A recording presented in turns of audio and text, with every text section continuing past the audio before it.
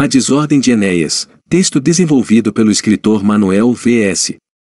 Estamos em 2022 e assistimos diariamente uma desordem geral, basta analisarmos um segundo que seja as notícias que nos chegam todos os dias.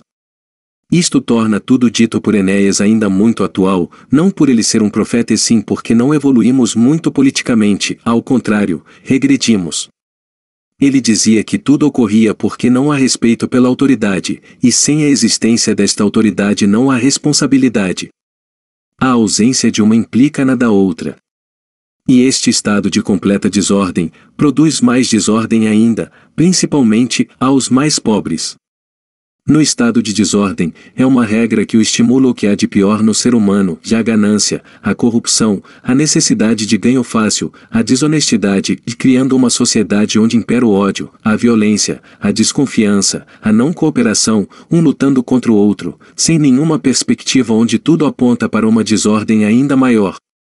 Quando somos enganados, injustiçados ou roubados ficamos sem saber ao certo a quem recorrer e nos causa o sentimento de descrença, do qual, deixamos de acreditar nas instituições para resolvermos nossos problemas.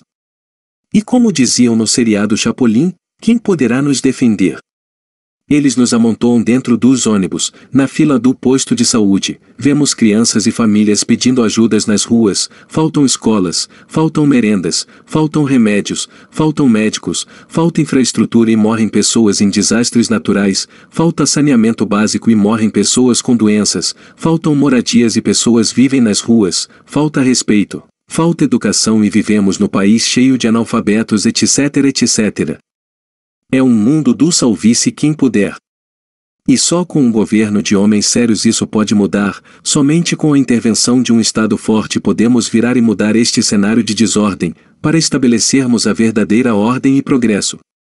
Sem as mãos do Estado devemos nós mesmos mudar o mundo? Mas fomos nós que demos os poderes para sermos representados. Por que não somos respeitados? Será que somos cúmplices de tudo o que acontece no país? Enéas dizia que a culpa é somente do Estado que é fraco e não cumpre com suas obrigações e as instituições também se enfraquecem. Em um Estado fraco, só é possível gerar uma total desordem. Estado forte ou Estado fraco? Fala-se muito em liberdade econômica, mas sem que se tenha o Estado para intervir nas suas desigualdades e criar uma espécie de mecanismo para tentar ao menos dar igualdade de oportunidades, teremos alguns poucos com herança ou patrimônio bem à frente dos demais. Neste sentido vem a crença dele de que o Estado tem de ser forte, técnico e intervencionista. É dito que se tenha um poder central doutrinário, caso contrário a descentralização e a guerra por ela torna-se desenfreada. Não existir um poder central doutrinário dá uma grande margem para que outros poderes sejam exercidos nesta descentralização causando, por exemplo, aquela desordem que um mandar prender e o outro manda soltar, sem saber o que é certo e errado, ou aquilo que pode ou não pode. Uma lei geral para todos deve ser seguida, caso contrário, sua autoridade fica enfraquecida e perde o seu valor, ou seja, não tem autoridade. É como uma criança sem limites que não obedece aos seus pais. O que nós devemos esperar do Congresso? Enéas, que foi deputado federal, diz em seu plano de governo que as emendas apresentadas no Congresso servem apenas para o interesse daqueles senhores de determinados grupos regionais, sem a mínima preocupação com os grandes problemas da nação e vai além dizendo que nada do que está previsto na Carta Magna sobre o bem-estar social é cumprido. E completa: o cidadão que acredita na lei, só assim, acredita no governo. Hoje discutimos e muito as decisões que chegam a ser vexatórias do nosso Supremo Tribunal Federal, mantém preso um ladrão de shampoos enquanto velhos políticos corruptos milionários são soltos com louvor e posando de inocentes e o que é pior vão voltar para disputar as eleições novamente. E foram soltos não por serem inocentes ou por cumprirem a pena. Tudo isto manda um péssimo recado para a população de que vale a pena seguir aquela máxima adaptada por mim para o caso: roubem, mas roubem muito. Alguma coisa ficará e nada acontecerá, o Supremo vai nos libertar. Com ironias à parte, não estou dizendo que o Supremo não é importante, menos ainda que ele seja corrupto ou coisa parecida. Na verdade, como dizia Enéas, em um Estado fraco todas as instituições também são fracas e mandam um péssimo recado para a população. Data máxima vênia. Não venho aqui atacar um ministro em especial como muitos o fazem, mas as decisões que aparecem nos jornais e que dão a entender que ser corrupto milionário vale a pena e não o contrário. Acreditar que as leis serão cumpridas e que elas servirão para todos os brasileiros é motivo de orgulho, de valor, e é este o motivo que faz com que nós acreditamos nas instituições. Sem dúvida, todos os brasileiros têm de se orgulhar quando veem que se tem uma justiça séria e preocupada em cumprir o que é certo. Não se deve deixar de condenar alguém por fama ou idolatria política. Políticos devem ser cobrados, não amados e idolatrados. Se alguns deles têm boas ideias, elas precisam ser repassadas e ditas para que possamos segui-las. Sim, precisamos sempre de boas ideias para vivermos em um país melhor. A educação. O tema mais importante que passa por questões até culturais é o da educação. Sem educação não há compreensão nem entendimento, e sem educação e respeito não vai haver avanço algum social. Sem educação seremos enganados pelo primeiro político charlatão que aparece, ou até continuaremos sendo enganados pelos mesmos de sempre. É muito bem dito: ou com um nível de educação precaríssimo a população brasileira não vai lutar pelos seus verdadeiros interesses, que pressupõem a formação da cidadania, passando pelo crescimento da nação e desenvolvimento. É completa dizendo, sem deter o mínimo de preparo, sem possuir qualquer capacitação técnica ou científica, um cidadão pobre aprende, apenas, a lutar pela sua sobrevivência. Um Estado que não se preocupa em resolver as desigualdades sociais é um Estado fraco, que serve a grupos que se revezam no poder. É mentira, é falso, é cínico chamá-lo de Estado democrático, apenas porque é alicerçado em partidos políticos. O Estado dos sonhos de Enéas era o Estado forte, técnico e intervencionista, voltado para o bem-estar de toda a sociedade brasileira, ou ao contrário do que pensam os liberais, que o Estado não interfere na economia. Mas não diziam que ele era de extrema direita? Ele ficava enfurecido quando falava de duas estatais, que segundo ele foram doadas, Companhia Siderúrgica Nacional e a Uzi Minas, e a maior mineradora de ferro do planeta, a Companhia Vale do Rio Doce. Esta última entregue por 3 bilhões de dólares, e o patrimônio da empresa está avaliado em cerca de 300 bilhões de dólares. Se somar o patrimônio mineral não identificado, mas sabidamente existente, os valores realistas vão para a ordem de 2 trilhões de dólares. Será que houve falta de educação ou alguém saiu lucrando com isso? Pelo visto, não foi o Brasil que ganhou. Um ponto-chave na educação brasileira. Não se ensinam mais os valores de civismo, de ordem e de respeito.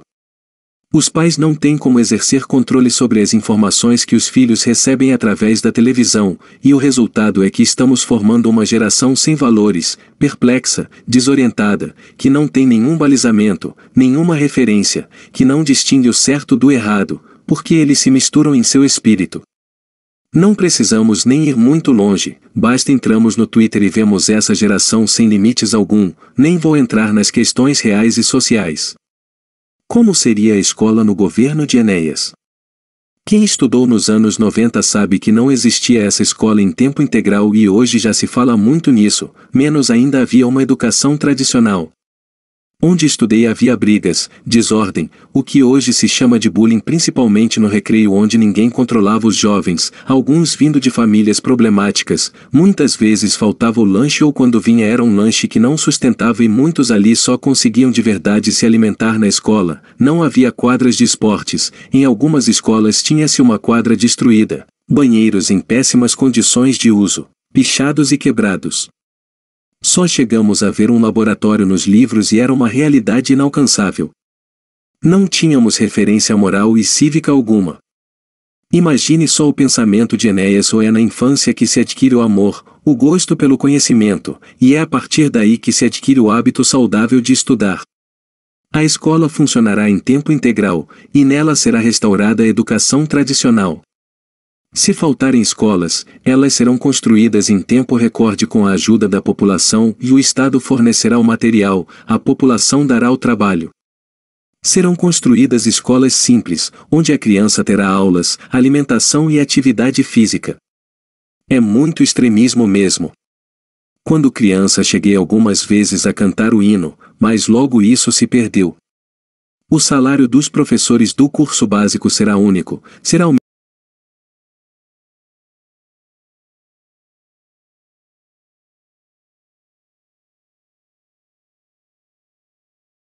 horário dos professores do curso básico será único, será o mesmo em todo o país para um determinado número de horas de aula. Diariamente, nas escolas públicas ou particulares, as crianças vão assistir o hasteamento da bandeira e vão cantar o hino nacional. Com currículo unificado pelo governo em todo o território nacional. Cheguei a ter no currículo o ensino religioso. Por que relutam tanto numa disciplina de educação moral e cívica? Disciplinas como a língua portuguesa e educação moral e cívica serão obrigatórias dentro de qualquer curso para a escola do segundo grau, sendo escola pública ou particular. Na Faculdade de Engenharia Civil existem matérias de humanas, mas nenhuma voltada ao latim. Isto poderia ter sido discutido. No curso científico, que é o ingresso do educando para as universidades, terá acrescido as disciplinas latim e filosofia. Que número enorme de aptidões perdidas por uma absoluta falta de oportunidades. Uma bela frase é dita: só o conhecimento nos garante liberdade. Adiante, um povo consciente sabe que é preciso que os mais competentes dirijam uma nação, portanto, vale dizer que é preciso formamos uma elite para dirigir a nação do futuro. Finaliza com: o governo tem responsabilidade de remunerar muito bem os responsáveis por uma das áreas mais importantes para o país, a educação.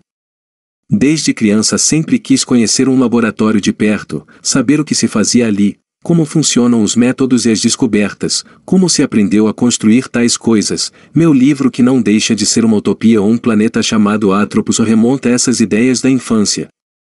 E depois de alguns anos descobri com Carl Sagan que existia as tais pesquisas.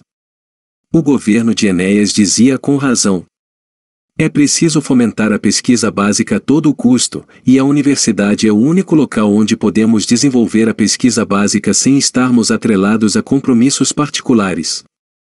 O desenvolvimento de um país depende do desenvolvimento científico, que passa pela universidade. Sobre os professores universitários, o professor universitário tem que ser um pesquisador. A nós, professores universitários, cabe a especulação, a busca, a criatividade, a descoberta, a experimentação, a ousadia, o risco, a vanguarda. Pesquisar é a possibilidade de desnudar o desconhecido. Se os professores universitários não forem pesquisadores, não serão professores universitários. Já era dito sobre uma reforma na educação e sem ela não vamos avançar com certeza. Maior reforma na qualidade do ensino universitário com melhoria na qualidade do ensino, a preparação de profissionais, a qualificação, as condições de trabalho, a remuneração e a pesquisa. Agora, vem uma polêmica grande que os educadores podem falar melhor que eu. O vestibular será dissertativo, possibilitando ao vestibulando utilizar seus conhecimentos pelo argumento e não pela adivinhação ou pela técnica mecânica da loteria esportiva ou do acaso. O aluno deverá saber escrever, e escrever bem, ou deverá saber pensar, e pensar com coerência. Cria-se a habilidade da argumentação e do raciocínio. Por fim, deixo aqui um pouquinho do pensamento e da utopia do governo que não tivemos e que deveríamos ter dado a oportunidade de termos. Em poucas palavras, se passaram mais de 20 anos desde que essas ideias não foram levadas a sério nem pela elite, intelectuais, formadores de opinião, jornalistas e mesmo artistas da grande mídia. Com exceção de Jô Soares. Por que não se discute um projeto novo no Brasil? Por que não se discute um projeto novo no Brasil? Porque tudo é tão cínico e feito por pessoas ignorantes. Até quando a desordem vai continuar nos governando? E quando teremos o tão sonhado Estado forte de que tanto falava o Dr. Enéas? Ciência não tem pátria. Aceitaremos com devido respeito a colaboração em projetos de interesse nacional, que nos cheguem de egressos de qualquer ponto do orbe terráqueo. Todo conhecimento pela pesquisa séria nos interessa. Essa é uma pequena introdução às ideias de Enéas. Escrito por Manuel V.S. Retirado das ideias do Grande Projeto Nacional do PRONA de 1998.